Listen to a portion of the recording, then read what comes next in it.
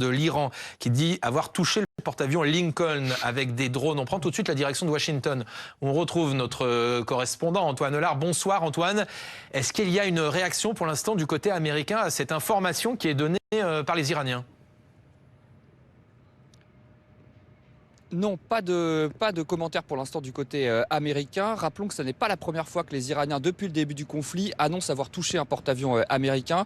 La première fois, lorsqu'ils avaient fait ces déclarations, ça avait été ensuite démenti par le commandement militaire américain, par le Pentagone. Donc on attend de voir la réaction du Pentagone. Les médias américains, pour l'instant en tout cas, n'en parlent pas. Les médias américains, généralement, ne donnent pas d'informations avant de les avoir eux-mêmes vérifiées. Ce que je peux vous dire, en tout cas, c'est que Donald Trump, lui, continue à vivre sa vie à la Maison-Blanche, quasiment comme si de rien n'était.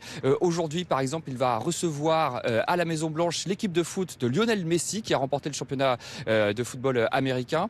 Et c'est une tradition pour les présidents américains de recevoir les vainqueurs des championnats des différents sports.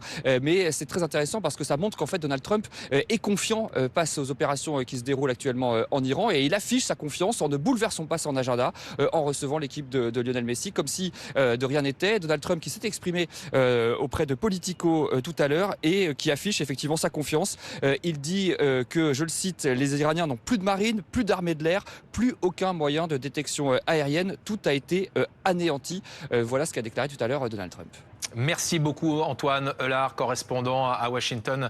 Vous êtes justement devant la Maison-Blanche. Les Américains qui sont ciblés un peu partout dans la région et notamment au Qatar, Doha, où on retrouve tout de suite Naoufel El-Kawafi. Bonsoir Naoufel. Le Qatar qui a été ciblé ce matin par des attaques et c'est souvent en grande partie évidemment les installations américaines qui sont visées.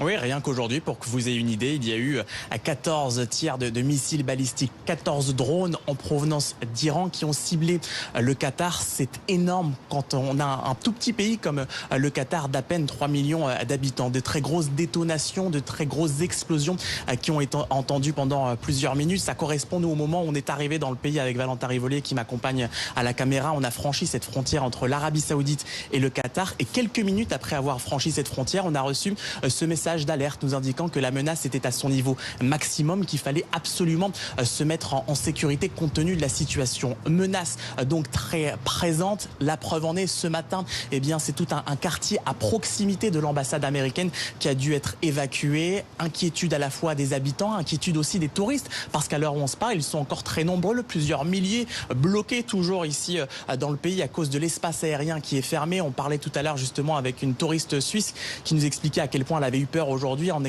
entendant ces différentes explosions les plus importantes selon elle depuis samedi, à quel point elle avait peur de la situation malgré une accalmie, c'est vrai, ces derniers jours. Alors pourquoi l'Iran cible ces pays voisins? Eh bien, selon un média américain, c'est très important à souligner, les pays du Golfe, les pays arabes du Golfe, eh bien, auraient de moins en moins d'intercepteurs pour détruire les missiles iraniens et auraient donc demandé l'aide aux États-Unis. C'est la raison pour laquelle l'Iran ciblerait de plus en plus donc ces pays voisins, ces pays arabes, pour tenter de leur faire pression, pour qu'ils fassent pression sur les États-Unis, pour qu'ils leur demandent d'arrêter ce conflit.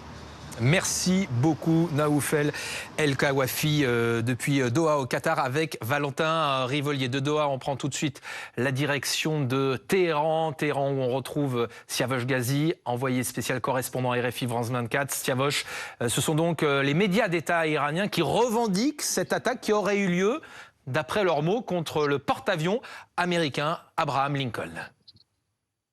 Absolument, c'est les gardiens de la révolution qui ont affirmé que donc des drones iraniens avaient été lancés contre le groupe naval américain dirigé par le porte-avions Abraham Lincoln et qui se trouvait à 340 km des côtes iraniennes et qui a été obligé ensuite de fuir la région